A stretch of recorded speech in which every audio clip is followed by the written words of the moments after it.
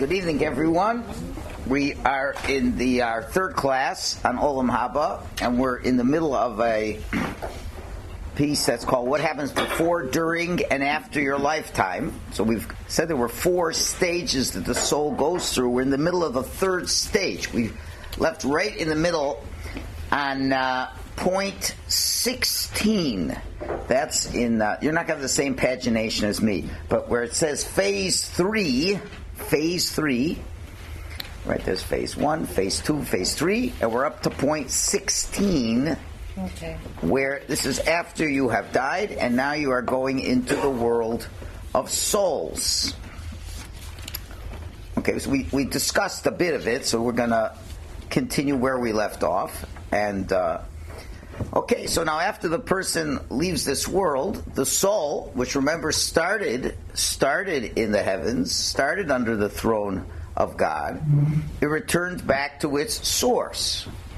And together with any type of godliness that it was able to bring out in the physical world by using it in the way Hashem wanted him to use it. Okay, so the soul comes back after doing its job, hopefully, and now it relives those experiences that it had while on this earth, but in a different plane of existence, and now is really able to appreciate the good that it accomplished in its physical lifetime, because a lot of the barriers that existed when you were in planet Earth that shielded the soul from appreciating it and you from appreciating it, now that's all removed. So now you can really get the intense pleasure of all the good things that you did in this world. And whatever you're going to receive, you're going to in the next world, whether it be pleasure and or the pain you get, are not viewed merely as a reward or a punishment the way we understand a reward and a punishment. Someone does something wrong, you punish them. Does something good, you reward them.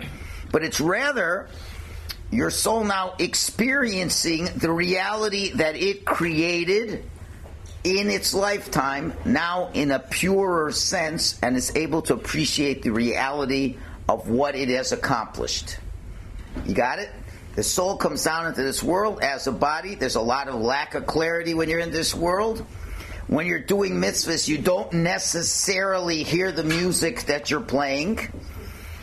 You don't necessarily hear if you're off tune and off key and messed up the whole orchestra while you're doing it, or you don't know how Mamish made an amazing recital.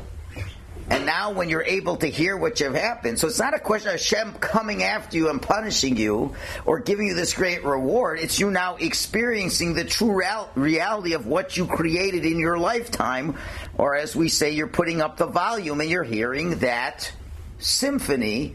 If it's a beautiful symphony, you'll have a lot of intense pleasure. And if it was a horrible symphony, you're going to have a lot of pain. So this, we'll talk more about this in another class. I'm just giving you the general ideas over here. The Talmud says there's a concept of Gehinnom, where this is where it can happen after you die and you go into the world of souls. And they talk about these aspects of Gehinnom. It talks about the most that a person can have in Gehinnom, if you're a real Russia, is 12 months. Whatever 12 months mean in a reality like that, but on planet Earth for us it appears to be 12 months. So there's a Gehinnom fire. There's 6 months of a Gehinnom fire, and 6 months of a Gehinnom of coldness. So the expression of hell freezing over is a very true concept. It's not a joke. Hell does freeze over for 6 months. And the idea being that when you've done things with your passions in the wrong way, let's say your anger or hatred, yelling and screaming, or passions for things you shouldn't be doing, so you're gonna feel the heat. You know, when you're imagine when you're yelling and screaming at somebody, you can already feel that your blood pressure is high. You're feeling a little bit of heat. That's only in the physical world. Imagine what you're going to experience when the body is removed and you get to the essence of that fire. That is what the fire, whatever that means, you will be feeling of what you have done. You've created the fire. Or the coldness, your aloofness to spiritual realities. When there was an opportunity to do a mitzvah, you didn't do the mitzvah, and you were very cold to it. You will feel the coldness in the most intense way when you're in that reality. So that's where what you do is going to be more experienced in a fuller way when you're in this world. Okay, now obviously, when the soul leaves the body, it's going to stand before Hashem's court, and there'll have to be what we call a judgment and an accounting of your entire life, which we'll talk more about at another time. Could be next week. So what goes on is Shemayim does the accounting. What does that mean? It brings to your conscious reality what you did. Now, I'm sure, somebody reminded me this morning, that I was the kvater at their son's bris 11 years ago, and I said, I'm sure I did, but I don't remember it at all. Like I just don't remember it at all. That's fine. And there's many things we don't remember at all. So the accounting reminds you of it all. So now, you don't remember, how nicely or not nicely you played your music 25 years ago.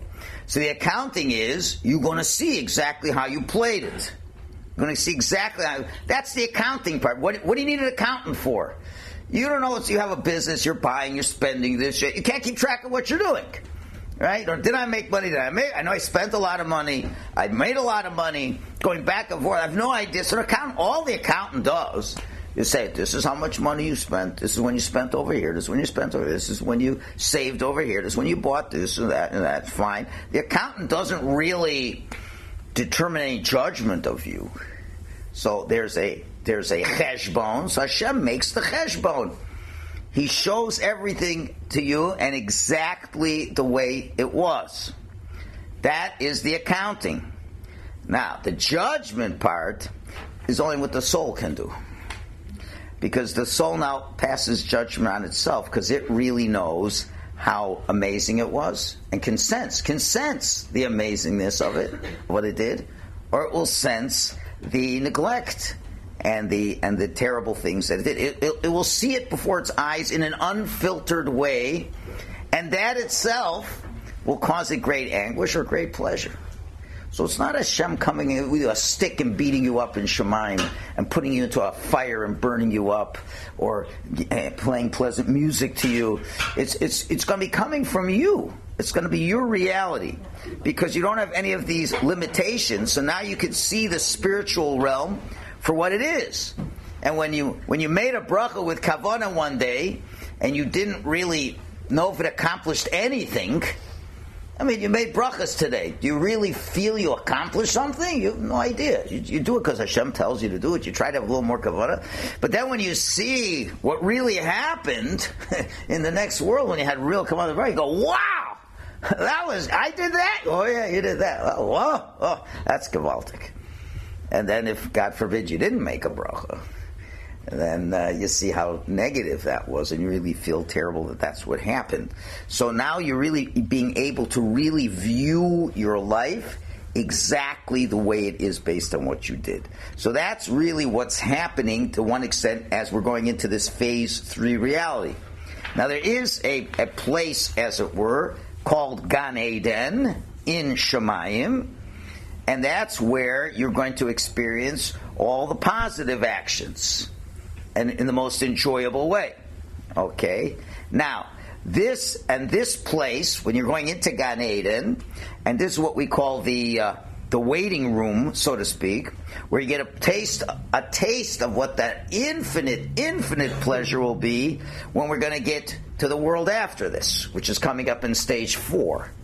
So you're really getting a good taste of this is tremendous, right?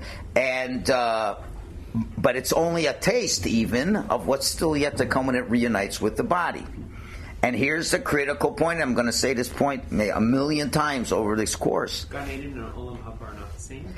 It's a question of semantics. It's a question of semantics. So it doesn't really... Olam Haba is the world to come. There's many ways of looking at what Olam Haba is. This is part of Olam Haba. Okay? There's a more fuller Olam Haba still coming.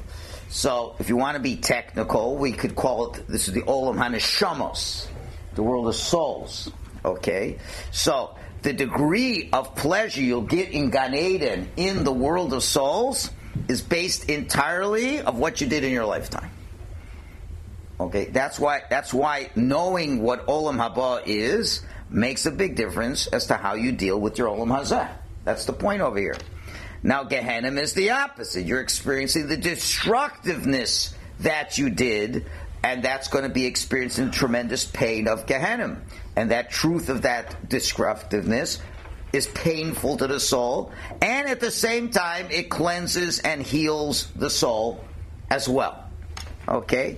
Now, flipping back on the other side, the soul, which has a tremendous power of sending energy and able to, for lack of a better word, to exercise its potentials, which can't always be done in this world, and certainly not to the full extent that the soul is able to experience the divine.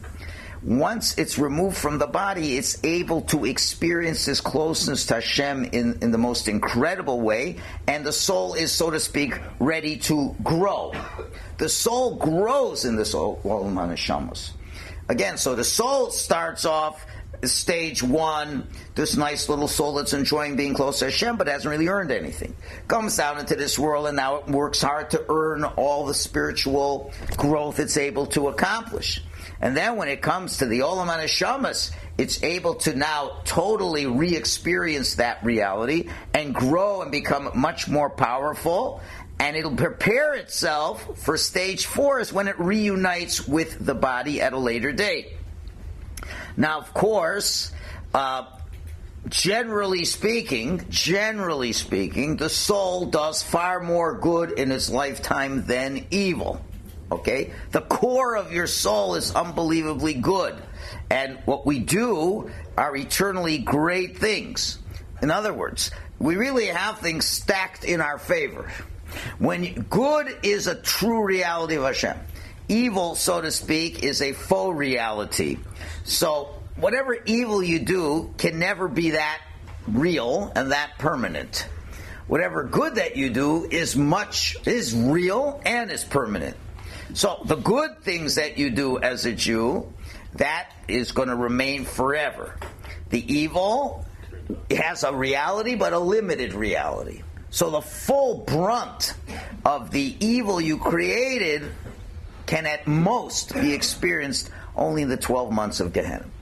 So whatever negative experience is going to happen in the next world, by and large, there's exceptions to the rule, but I would assume that everyone in this rule is part of the by and large, that anywhere from a minimum, everyone gets a little Gehinnom. Even if you're a tzaddik, even a tzaddik, as he goes to Gan Eden, may have to pass over. I'm sorry, it's not a physical thing. I'm just using physical terms. Pass over Gehinnom, where maybe some of his students are, and gets a little singe as he goes over. As he's flying over, gets a little scorch. That's something, and some whatever, because as King Solomon said, there isn't somebody who did good and didn't do bad. At worst, if you're a Russia, it's 12 months. Now, unless you've done things that totally take you out of the pale of Judaism, you don't believe in 13 principles, that's another discussion for another time. But the worst it could be is 12 months. So then what's left? Well, what's left is the good. The good that you have is going to remain forever. So you're always on a good track, eventually.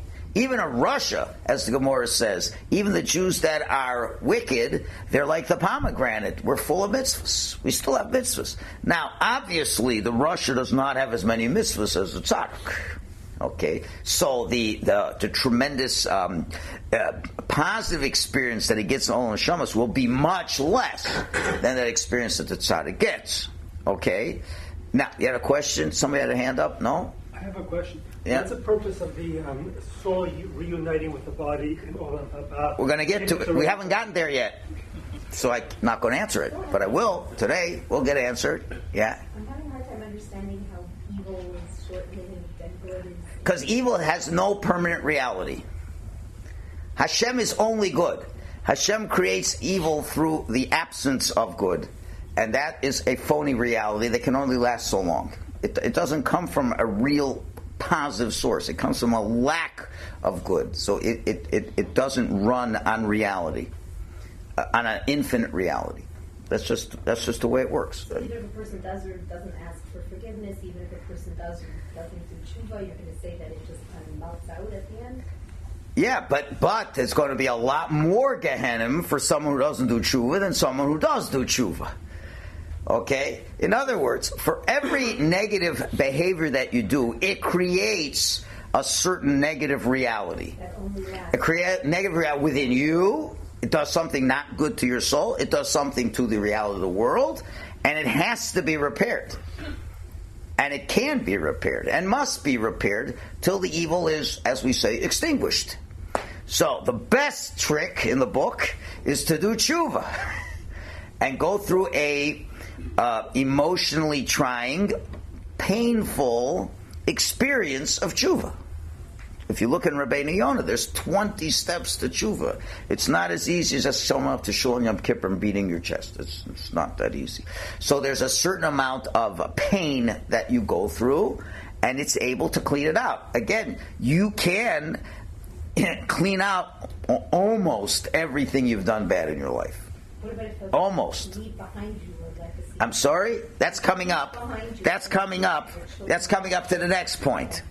Now, yes? Why do you think so? One second. I don't have peripheral vision.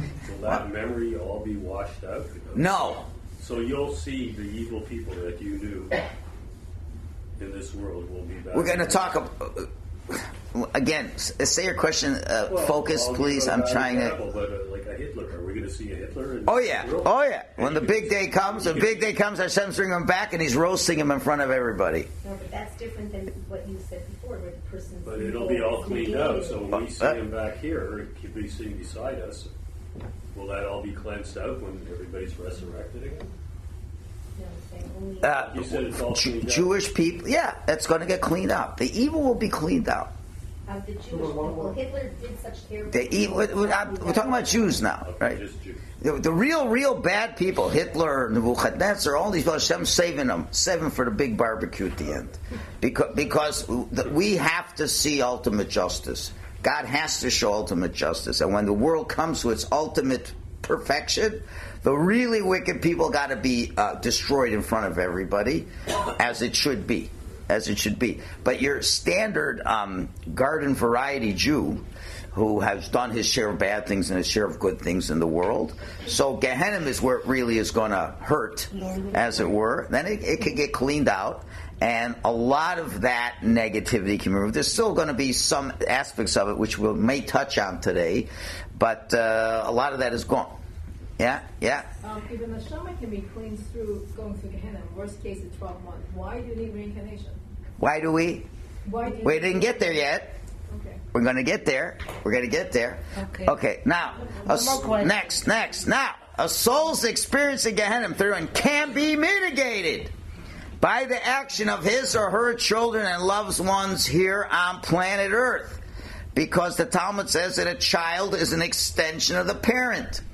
So when a person leaves this world and he leaves children, or for that matter, students or people who've been very much touched and influenced by his life. But a child is the highest level. Not that if you don't have children you can't have it, but obviously the greatest way is if a child does good deeds. Because generally speaking, they get attributed to the parent. They are. No matter what you're going to say, let's say you weren't in the mood to do anything religious today, but your hands happen to put on tefillin. You're not going to see you didn't get a reward for putting on tefillin? Some kind of reward you get. You created a child. So great. So that is you. If you like it or not, that is an extension of you. Even if you, let's say, were a crummy role model of a parent. Like terrible, and the kid learned not to be like you, okay? But the kid is still doing good things. It's going to accrue benefits because it still brought this child into the world. And therefore, if that child does amazing things, this can accomplish a lot to mitigate not everything, but can certainly lower the temperature significantly in that Gehinnom. That's why, the idea of reciting the Kaddish is so important. Because if this person, I'm not assuming any of our parents are Rishonim. I'm just giving an extreme example. Let's say a person's father was a Rasha, and Hashem's got plans for him. 12 months of intense spiritual purification. Okay? If the kid is saying Kaddish and doing good things, he's going to lower the temperature a lot. And that gives a lot of benefit. That's why people say Kaddish. When you are publicly sanctifying God's name so many times a day, that is accrued to the soul that left. And but I have to hasten to add that is really, people overplay the significance of Kaddish. What I mean, I'm not minimizing significant Kaddish, but people overestimate its value and underestimate other values. They tell the story of it was brought in the Kitzur Shulchan Aruch. They bring the story of a fellow who only had daughters. And he was getting on in age, and he knew soon he's going to die. So he went to a rabbi and said, how am I going to get any merits when I leave this world? I don't have any Kaddish Zogers. No one's going to say Kaddish. If you pay someone to say Kaddish, it's not the same if a child says Kaddish. So what's going to happen to cool things off for me? So he said, if a child will, during the year that you're in being judged, choose an attribute, a midah that they need to improve in, and they change this attribute, it accomplishes much, much more than Kaddish. Because Kaddish is good. I'm not minimizing Kaddish, and you should certainly say Kaddish, but it's the tip of the iceberg of what a child can do to make it much better. So if the child decides to learn Torah every day, that normally he wouldn't learn Torah every day, that's a big thing. If the child says, I have a negative character flaw, and this year I'm going to work on improving that character flaw, then that benefit accrues much better. So that's why, if you're if you're a daughter and you can't say Kaddish, don't feel like you're left out of being able to do something for the parent. You still can do plenty. And the male shouldn't feel he's absolved his obligation merely by going to synagogue and saying Kaddish. Okay? That's the point over here. Yeah? If Gehinnom is a maximum of 12 months, and Kaddish is being said for 12 months, what is the point then of doing deeds in the merit of or for the elevation of after the 12 months? Because things can continue to accrue to your benefit. Okay. In other words, I didn't. Okay, you're leading us into another path over here. The other path is that the soul is always responsible for what the children have done.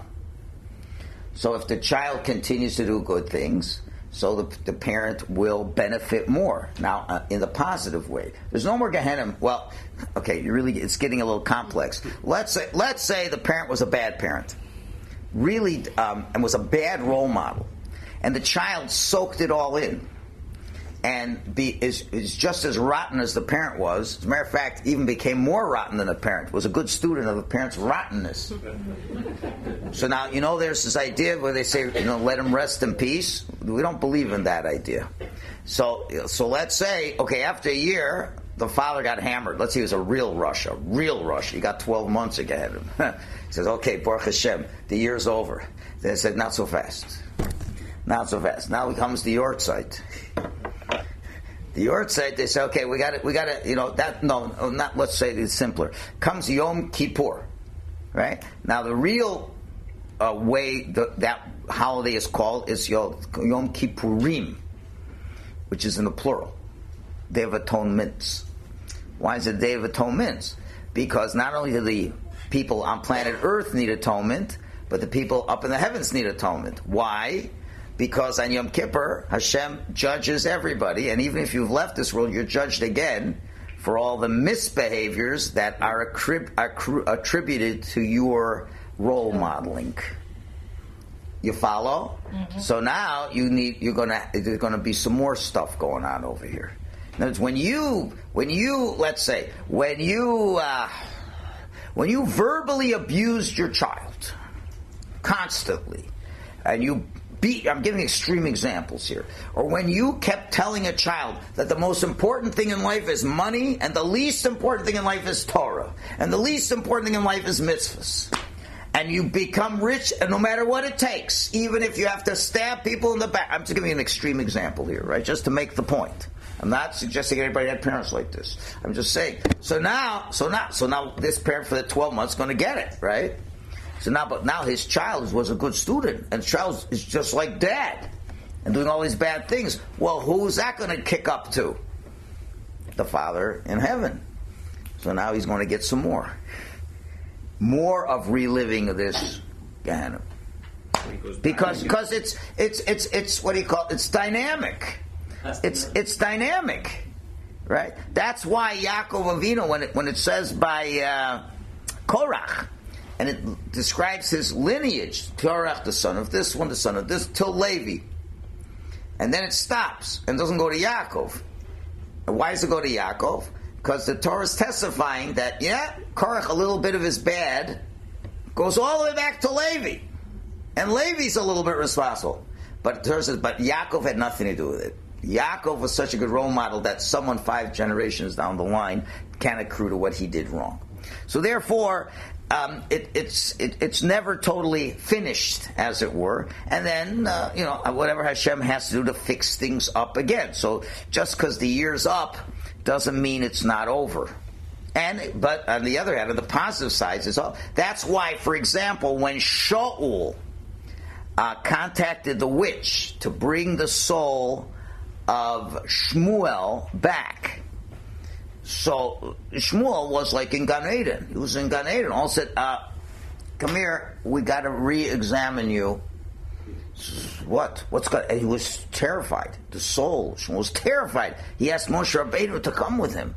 Come with me and testify how great I was. And he thought he was being brought for a re-judgment. But then when he finds out he's just brought to just say who's going to win the battle against the Philistines, he said, "What'd you waste my time? Take me Gan Eden. Let me get out of here." But he was afraid, maybe they're calling me, that maybe there's something that is not good for me as well. So that is part of the equation as well. All right? On the other hand, the soul, on its part, still is very much involved in the lives of the people that it left behind when the soul is in heaven. Especially the soul of a parent, especially continues to watch over the lives of their children and their grandchildren, and is very much involved in the positive. If they left children who really do amazing things, so I know they have all these in school. They have all these chumash parties and these other parties, and the parents are invited, the grandparents are invited to get nachas and that, But it's like much more real when it's up there, and when in Shemayim they see whatever that their Jewish grandchild is marrying a nice Jewish girl and they're finding a nice Jewish home. And they really, at this point, from their point of view, see what it really means. Then their nachas is much greater than the nachas of the parents who are alive in this world, because they really they're seeing the symphony. You understand what's happening? When you doing a mitzvah, you don't hear the symphony. You go up to Shemayim, they play it back for you, you hear the symphony. Now you're up there, and now you see your kids playing the symphony, but you got the earphones on. And they don't. So it's theoretically the grandparents who are no longer alive, let's say, have more nachas than the parents who are alive there, because the parents can only understand how good it is, while the people in the other world are much better off. So they get a lot of nachas, and unfortunately, if things don't go right, they don't get a lot of nachas, and they also are capable of interceding on behalf of their children or whoever up in Shemayim, and they can daven. They can definitely daven, and or anyone that this soul was connected to in a very strong way. Best friends will have such a connection. If one leaves the world before the other. They're much involved. They see what's going on to a great extent. All right? However, and as I said, and they're, in other words, a parent that loves you in this world, as much as a parent, the best parent in the world, the most lovey-dovey parent in the world, loves their child, it's not going to compare at all to how much love they will feel when they're in the next world to the child. Because they know so much more now. Wow. They just know so much more and are so invested in that. And then you hear all kinds of stories, where, people in the Holocaust were running away and they didn't know where to go, and they say they heard their mother telling them to go here or that. It's not, some of that is real, right? So that's what's going on. So you're still very much involved in what's going on in the world. On the other hand, we have no idea what's going on up there. So it's sort of one way, sort of. In other words, we have no idea. We can just assume they're having nachas. We can't, it's not like we could see what's going on over there, but they could see what's going on over here. Okay? And there's no way we can communicate to them. And as a matter of fact, we're not allowed to try to, go into the occult and try to communicate with them. How much do they see? They see a lot. What a lot? They see what's nogea to them, depending who they are. Let's say you're a tzaddik. Let's say you're Avram Avinu. You really see a lot because you got a lot of grandchildren. Let's say you're a tzaddik like Rav Levi Yitzchak of Berditchev. I'm just throwing everybody. Yeah. So all the Hasidim in Berditchev and all their children, their grandchildren, he's very much involved and he's playing for them. That's why there's a big thing in a tzaddik's yortzeit to make a big thing about it, because the tzaddik's energy is very focused in and to give blessings to them. Yeah, Louis, you had a question? Yeah, the only thing I'm a little at the forefront here is and it can go either way, whether it's a tzaddik or a rasha. Let's assume you're ultimate tzaddik, you've really done everything, your kids are ultimate tzaddiks, and one of your grandchildren, whoever it is, happened to turn down to Russia. Do you feel that same, even though you did not do anything to cause that? Or, in other words, is it only because of what you did, or is it just the result? Even if you didn't do anything, even if it had nothing to do with you'll still feel bad. Let's say when he's alive. When he was alive, he has a grandchild goes off the derech. Wouldn't you assume grandfather would feel bad? Yeah, of course. Even if it's not his fault. No, it had nothing to do with it. He raised his children properly, and his grandchildren, that's a great-grandchild. And one of the grandchildren didn't raise the great-grandchild so well. And even, let's say, grandfather says, you shouldn't do this. It's not a good idea. So it's not accruing to him that he was responsible, so he doesn't have to live. There's 2 points. There's living the pain of your actions, and then seeing your descendants going off. You can't deny that that's a pain. So Avram Avinu, the Avos, are sad when they see their children not going on the right path. Even if they're not responsible for it, but you're still sad. And they're very, very much connected. And we should have... But it's not the direct pain that you can... But it's not like they taught someone to play bad music. Right, yeah, now, if I taught someone to play bad music and they're playing bad music, now I really feel responsible for it. If I didn't, I was telling him to play good music, and so then I just feel bad that that's what's happening. Okay, now we get to the topic you're all been buzzing about, which is really the least important of all of them. But everybody thinks it's so important. But so now, sometimes, so there could be a few things over here. Now again, remember, God gave us all specific missions to accomplish. Specific, generic missions to be a regular Jew and to everything a Jew's supposed to do, no matter who you are. Every Jew's got to do all the mitzvahs and all that. Do Kiddush Hashem, right? And then you have a special job to do, whatever that is. And let's say you didn't do it. You just didn't do it. So when you go up to Shemayim, so they show you everything. So they show you, what you did do and all that. And they say, but you were supposed to do this and this and that. He said, really? Yeah. And and he said, I didn't know that. And then they said, no, you didn't. They kind of play the movie back in a way that you can really know you're really supposed to do it, but you pretend you didn't have to do it, but now you can't fool yourself. And then they say, oh, well, you didn't do the job. So there are times where they just say, okay, we're going to send you back down to do it again. And the soul goes back into another time, planet Earth. And it can happen in many ways, okay? That's one way. This can happen. There's another way that you really, you really did a really, okay, we'll leave it at that one way for now. So what will happen is, so either you did the job, you didn't do the job. And sometimes even they give you a choice. They give you a choice. Would you like to go back and finish the job? Or would you like to just suffer the consequences of not getting your job done? Again, this is way beyond what we can understand. But either way, there are times that Hashem sees fit to bring the person back into this world to get the job done again. And the soul goes back into another body. You're going to say, how can one soul be in two bodies? So the answer is, souls are not measured the way we do with height, weight, length, and this. A soul is a spiritual entity and can be connected to many bodies. There's like a root soul and derivations of the soul, which get all kind of complicated. But so that soul can come back down, and it can manifest itself in all different kinds of ways.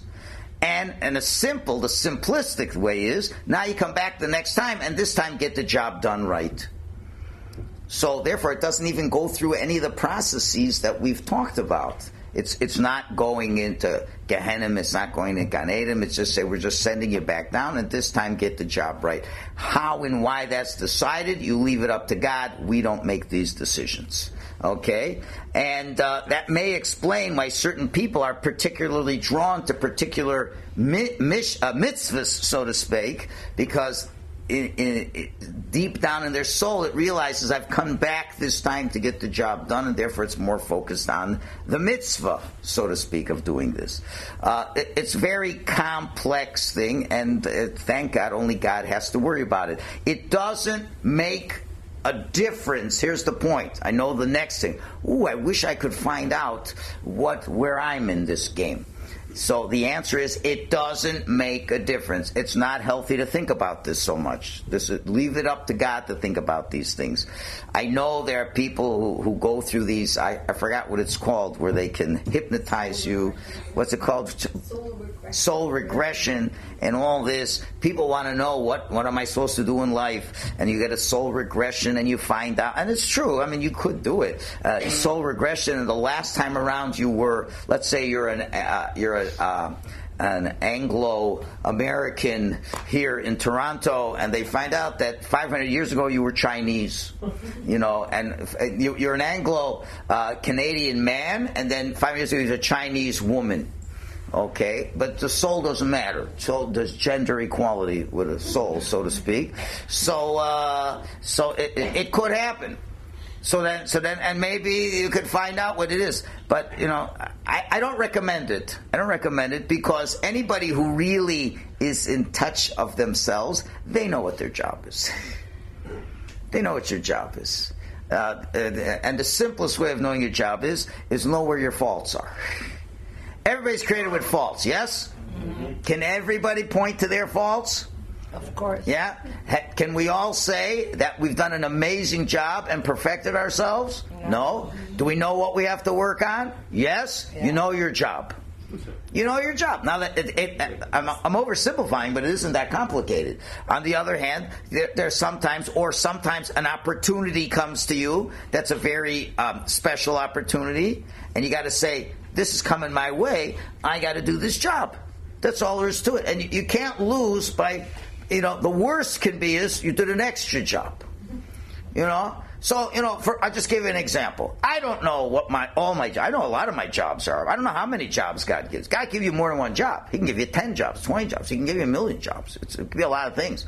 But I always say, if the opportunity is there, just take it if it's your job or it's not your job. Right? Why should you get involved in trying to help a Jew that nobody cares about? Whatever. Maybe that's also part of your job. So all kinds of, and generally speaking, the more you work on your middos to perfect your middos, the more those opportunities get into your radar. If, for example, let's say you don't work on your midah of chesed. Every Jew has to work on their midah of chesed. Let's say you're just not generally a chesed person. You didn't really work on it. You do the least amount that the Torah says you have to do. So when chesed opportunities come up, it's just not on your radar. And you're just not going to do it. So, but if you develop your midos properly, then all of a sudden, a lot of things get into your radar. And then that can be your mission. So it's not something to overly think about it. And I'm debating if I should tell you the next line. The Arizal says that most of us are retreads, retreaded souls. There are almost no brand new souls around. And we've already are coming from other soul experiences. But it's not healthy to think about this. You should just think about the fact that I'm here right now, regardless of what the past was, and my job is to do whatever job that I have to do in this world. And that's why. So, but technically, it could be that God does not allow the soul yet to enter the world of souls, and therefore says to come back. And the great Hasidic masters will sometimes tell certain students, I don't know how they know who to tell, so when you're going to go to Shemaim, they're going to give you the choice. They're giving you the choice to go back or to suffer the consequences of Gehinnom for you not finishing the mission. And they always say, don't ask to come back. If you can have a chance to just get your Gehinnom and get through, because coming back to this world, the soul really doesn't enjoy it, and it's better not to do it. But this is beyond what we could talk about. So therefore, it's not helpful in your avodas Hashem to wonder. Just forget about wonder what you were in the past. You know what you are now. You know where you are now, and just do what you have to do now. That is this idea of the reincarnation of souls. Yeah? Is there a difference between Jewish souls and non-Jewish souls? Yeah, because Jewish souls, we're only talking about Jewish souls. Non-Jewish souls are not in this whole discussion. It's not part of the discussion at all. A Jewish soul is only going to go back, and if it comes back, it's going to go back and be a Jewish person. Okay, so now you've got to another area that I don't want to get into. But now, there's another type of Gilgul. This was your standard Gilgul. Yeah. Standard Gilgul means you go back into a body of a human being. Then we have the non-standard Gilgul, where and part of Gilgul is a punishment too. Realize if you didn't finish your job. Remember, the soul does not want to be on planet Earth. Does not want to be on planet. It's very far away from Hashem. It didn't want to be there to begin with. But God says, of your own good, you're going to go down and just be there for 70, 80 years. Okay, you finish. Baruch Hashem, I finished. I hope I don't have to go back to that world. And then for whatever reason, Hashem says, no, you're going to have to go back. Yeah, I got to go back. Okay, go back. You still go back as a person. And you bedafka don't know what your past life was, because if you do, then that's giving away the whole story. Right? If you knew, really, then what's the whole point? But then, then you can get a really terrible punishment. And your soul can come back not as a human. Your soul can come back in the form of an animal, a vegetable, or a mineral. Okay? And the reason for that is real suffering. Because sometimes you're so bad that even Gehinnom can't clean you up. So you need pre-treatment. You got a bad stain, a really bad stain, you just can't put it in the laundry. It needs pre-treatment. You let it soak, right, in the Clorox space, whatever, for a couple hours before you're going to put it in the machine. So you're so bad, Gehinnom ain't going to work yet. You're not ready for this. So now you come back into the world. Now you're coming back in the world. Now think about it. You're coming back in the world with your soul. Here's the difference. When you're transmigrated into a body, reincarnated in a body, whatever we want to call it, you don't know it at all. You can't, because then it takes away the whole thing. But when you're brought back into animal, vegetable, or mineral, the soul absolutely knows that it's sitting in a dog's body. It's sitting in a rock. It's sitting in a rose. And always it's suffering. Can you imagine, God forbid, let's say, there's these diseases now, the deteriorating diseases where the person's mind is sharp but they can't move their body. ALS, right? No, ALS. That's that Lou Gehrig's disease, right? Yeah. Is that ALS? Is that what's called ALS? So the mind is 100%, right? Just can't move the body. You know how frustrating that is? You can't do anything. They're talking. You can't talk. You can't do anything. You're totally aware of what's going on. You can't do anything. But at least you're in a human body. Now imagine you're in a dog's body. Now, and the soul knows what he is. The soul knows it's a soul, and it's sitting in a dog's body. Not a very pretty situation. Is that part of the healing process, Rabbi? That's part of the repair. That's pre-treatment. Then, if you had enough of that, now you go to Gehinnom and try to clear things up. Again, I can't tell you why. Well, sometimes we could tell. There's all kinds of stories. For example, the Zohar says people who speak Lashon Hara can come back as a dog, which makes sense. Because what does a person do? Says Lashon Hara? They're just barking all day long. So you come back as a dog, barking. Tell all the Lashon Hara you want. Now, as a dog is barking. There's all kinds. Yeah. Rabbi, does it mean that all dogs and rocks have souls? No. Let me explain. An animal does not have a divine soul. It's possible some animals who are totally animal, have ensconced within it a human soul that's trapped in it. We're not talking about all animals, just a few animals. And it's ensconced in the body. So the animal's still an animal. The animal acts like a regular animal, but the body, the soul of the departed has just entered in the body. It's like in a straitjacket. Kind of riding along. Okay, and may influence the dog's behavior a little bit. All right? Sometimes your punishment is you have to come back as all three.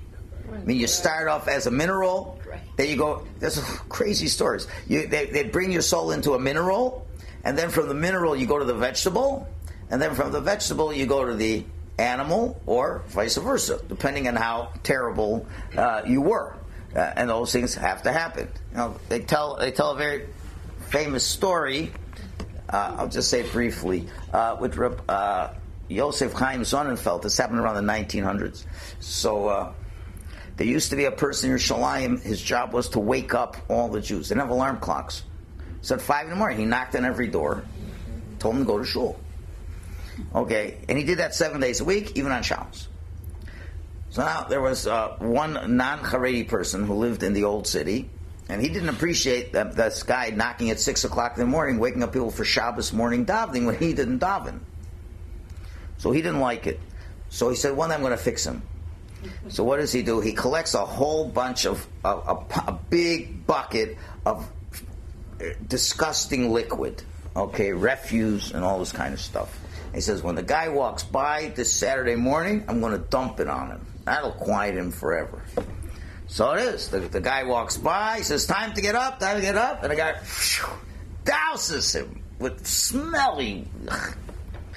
So, okay, and it's Shabbos, he can't do much, so the guy had a smelly Shabbos.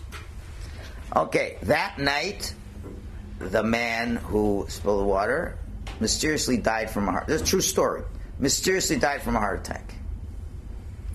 Okay, next morning, the guy's doing his round, and then he's buried in Yerushalayim. You're buried that night, so family's sitting shiva.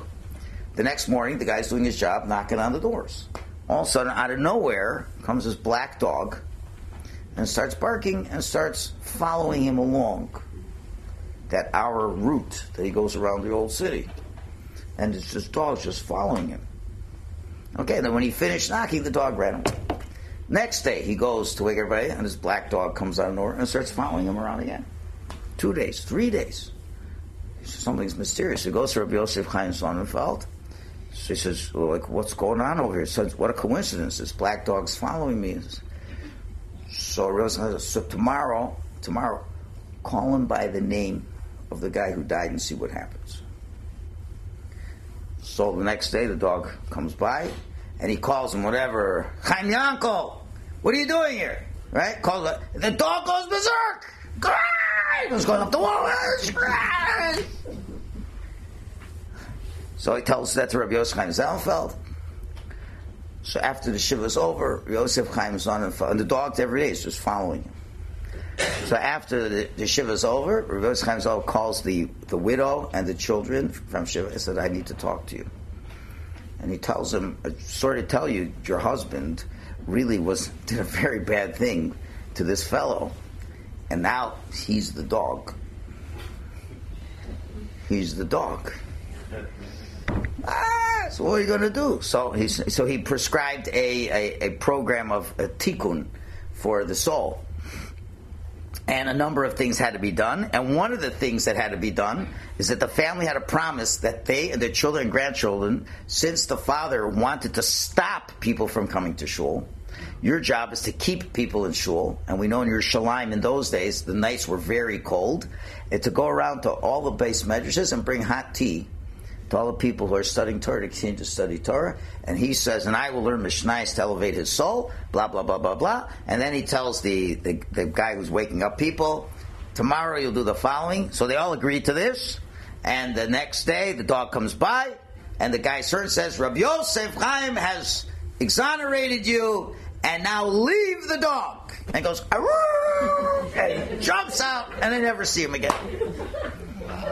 Until today, there are people from this family who give hot tea to people and say, now, you're going to say it's a spooky story, but it's Rabbi Yosef Chaim Sonnenfeld. I mean, you're talking about normal people or tzaddikim. So you see, this is what happens. So sometimes, you might notice, and I know a lot of people want to attribute amazing qualities to their pets and all this. So, generally speaking, just assume it's what a pet does and nothing more. But occasionally, if the cat keeps opening up a sitter and starts looking in over there, you may want to talk to a bigger rabbi than me, because that's beyond my pay scale to deal with those kinds of things. But those things can definitely happen. But you have to know, it's a tremendous punishment for this person to go through these things. It's a tremendous punishment. That's why the Kabbalists tell us that part of the service of offering animals in the temple, part of it is that some people who are really rotten, they reincarnate into a sheep or into a bull, and then it gets raised up, and he's brought.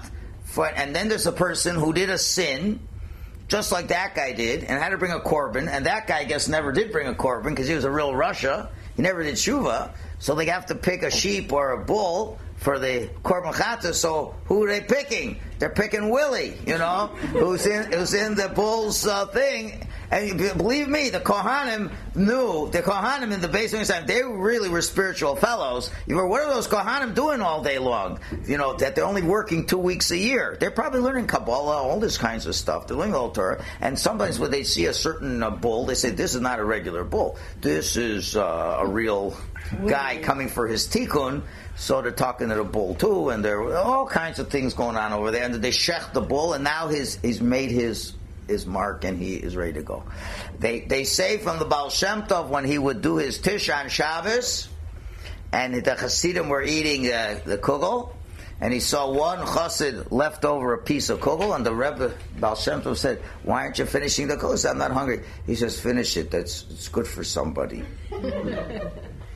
Sometimes the Baal Shem Tov knew that little piece of kugel was a reincarnated soul, had to be ingested at a Shabbos meal to be part of Shabbos, and he would make his tikkun. Okay, it's just not for us to live our lives this way, but I'm just telling you this part of the equation of what happens over here. Yeah? Your wife. Yeah. I just want to ask a simple question. Sometimes I have people who talk to me and they'll say things. When my mother died, there was a rainbow, and now whenever it's my chasana, I saw a rainbow, and then I saw a rainbow, all very major events. So I know people saying they see rainbows since my mother died. That I don't know. I don't really. I haven't seen anything about that. I'm not saying not, but I don't think I've seen anything about that. Then there's finally one other thing that's even worse than that, and that is called, some don't even merit the Gilgul. They don't even merit the Gilgul. You're really bad. And it's called the Kaf Hakela, which literally means the slingshot. The slingshot. We'll tell you a good story next week about the slingshot because it's in the next class. But anyway, what happens is the soul is told, you're so bad, you can't go to Gehinnom. You're so bad, you can't even come back to planet Earth. All you could do is roam the cosmos. The soul, the naked soul, just wanders. That's Halloween. That's probably where Halloween came from. It wanders. Now, as it wanders as a soul, when it's under the throne of glory by Hashem, it's nice and protected. When it's in your body, it's nice and protected. When it's just flying around, the destructive angels are going after him and is forever chasing him and beating the living daylights out of that soul. And that's where you then stumble into sometimes that wandering soul, and we don't know how long it has to be this way. Hashem determines how long it has to be. Sometimes they're looking for a refuge. So where do they find it? They just enter a human being's body. And that's where you get the idea of a dibuk.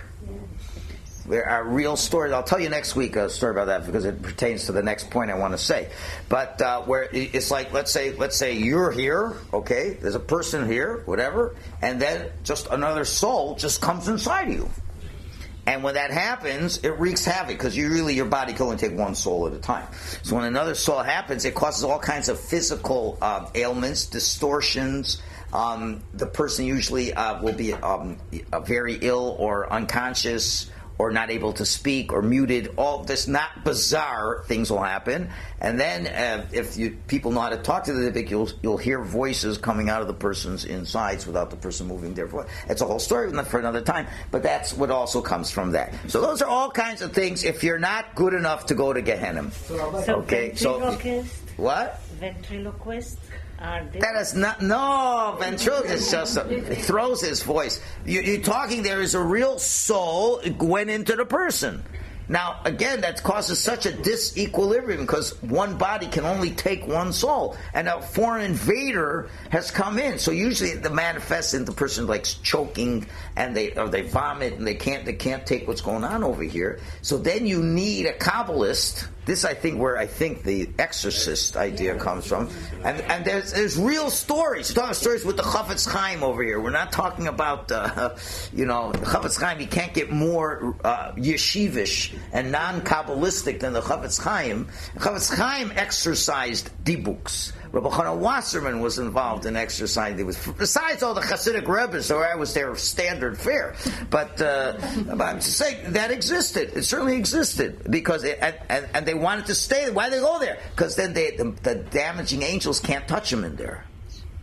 So why they go? But again, this is all not for it doesn't help our Yiddishkeit. It just makes it good for interesting class. Yeah. So someone asked, like, it was you, about ghosts last week. Would that word ghost? But if soul just came in the room, but didn't go into a body. But that's not how people look at ghosts. Well, they're looking at this ghost. There's this mass that's floating around. That's not a human. That's not that. It's not relevant. I'm sorry. No. Yeah.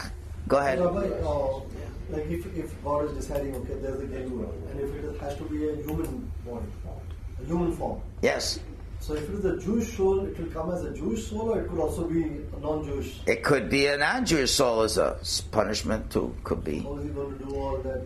All those with souls? Leave it up to God. It's better for me not to know these answers. You don't want to know these answers. Why would Hashem allow a Russia soul to be in such a state where they can create more harm to people?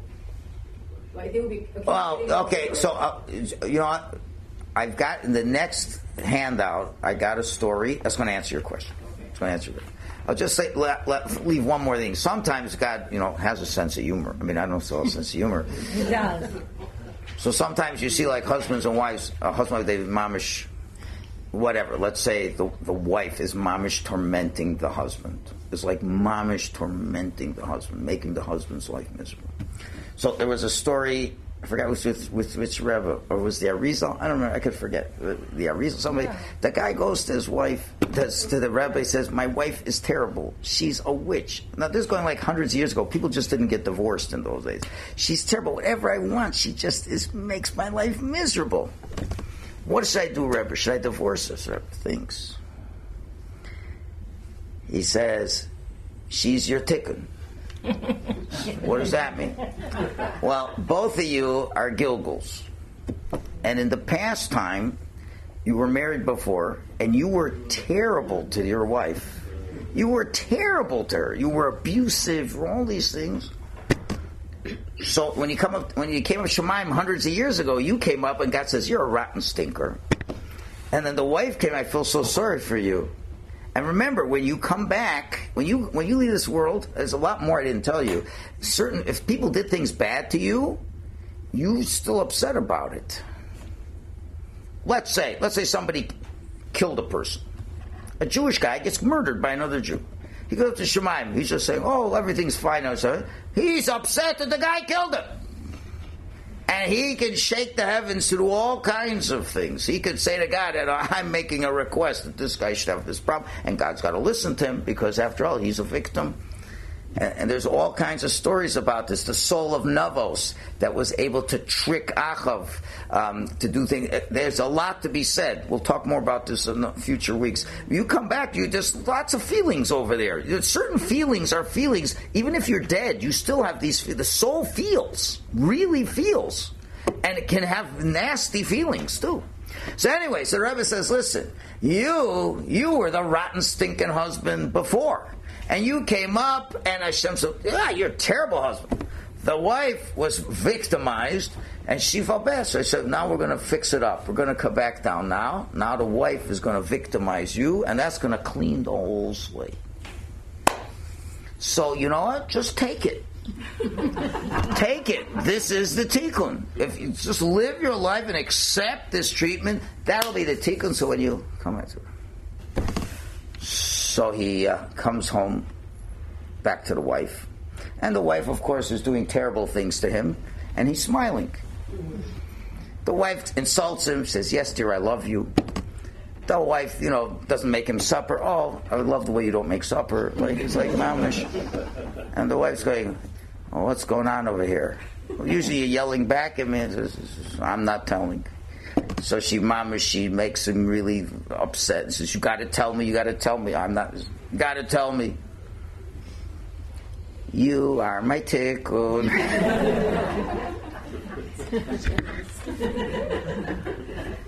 He goes back to the Rebbe a couple weeks later. He says, "Rebbe, things are much worse now." He says, "What's the matter?" He tells the whole story. He says, "A tikkun. You know what she did when I told her she's my tikkun? You know what she did? That terrible woman, you know what she did? She started being nice to me. She's so wicked, she won't even be wicked to me, because she'll be my tikkun. That's how terrible she is." So Rebbe said, "You know what? The time for the tikkun ended, and now you can live happily ever after." Okay, so that's how far these things can go. So, but again, this is not. Don't try to figure this out. Okay, now we go to stage 4. Stage 4. Now, this is going to mesh with something else now. So, just as the individual soul passed through 3 stages, which is preparing for its mission before the mission itself and the subsequent phase. So too, we got to merge now your steps as a soul with the world's. The world has 3 stages. There's 3 stages of that. There's one world, so to speak, that precedes the physical reality. In other words, that's the source of the world's existence before it came into being.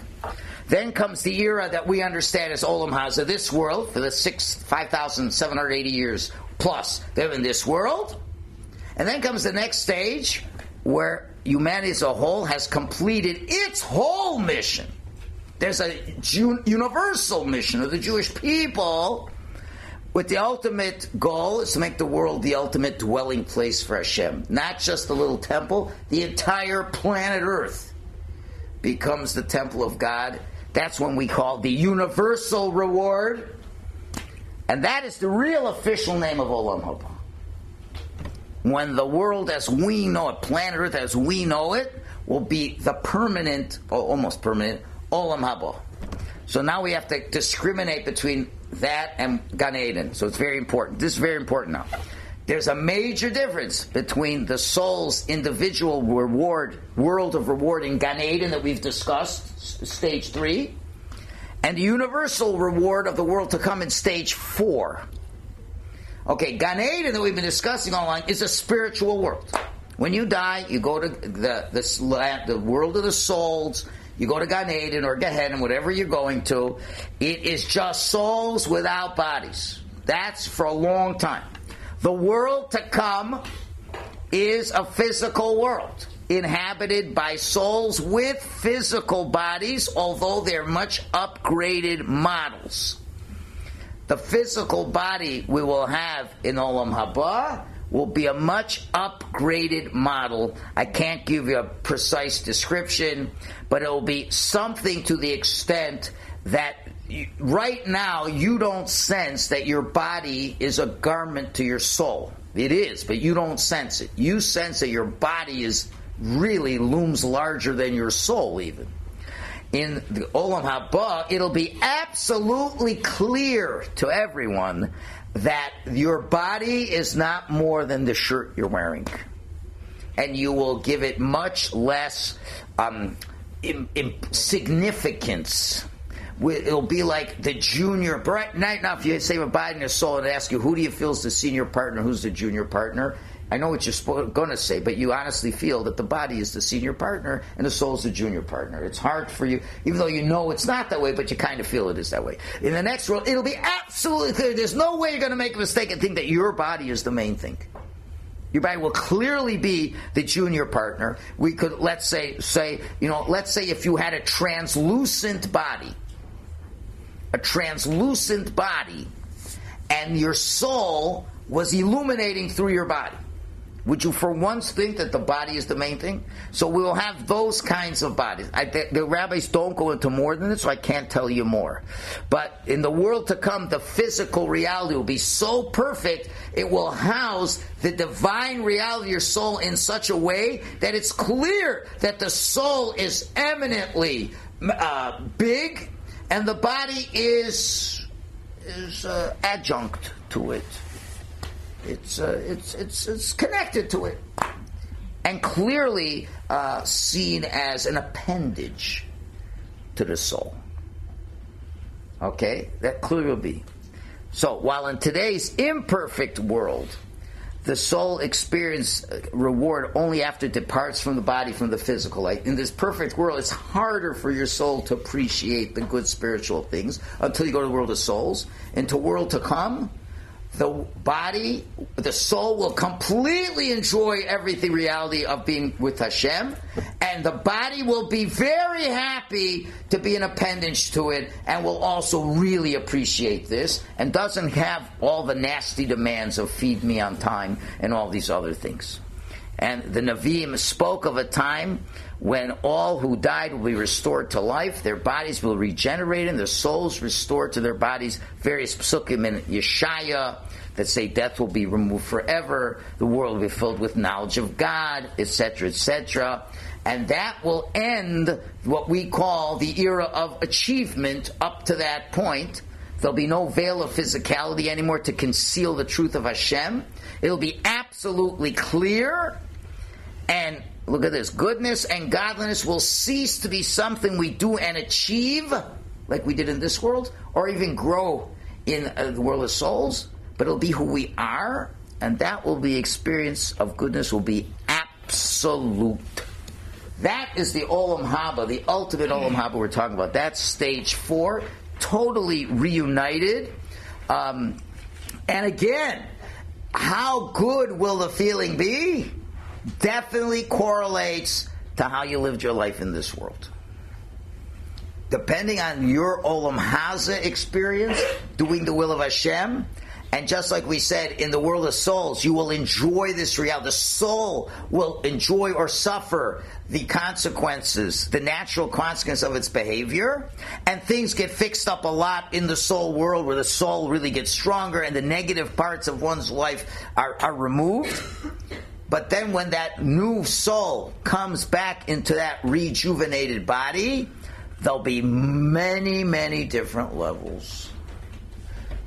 There'll be no evil. You'll have no Yetzer Hara at all. But if you were a Jew who didn't do a lot, so you'll have a smaller amount of enjoyment. You did a lot more, you'll have a lot more enjoyment, right? And everyone will understand the perfection of HaKadosh Baruch Hu, and that time will last 1,000 years. Okay? It'll last 1,000 years. Which that doesn't matter. Then after that, we don't know. After that, all of reality will meld itself into God's reality, and whatever that means, which is way beyond. So now, what we still have to talk about next week is there's still one stage in between all that, and this is called Mashiach. Mashiach is to get sandwiched in somewhere between human beings. When this world of the 6,000 years of achievement somehow comes to a certain kind of end, then is Olam Haba. There's got to be a transition time, and that's the times of Mashiach. So that's what we're going to talk about next week. And there's 2 stages of the Messianic era.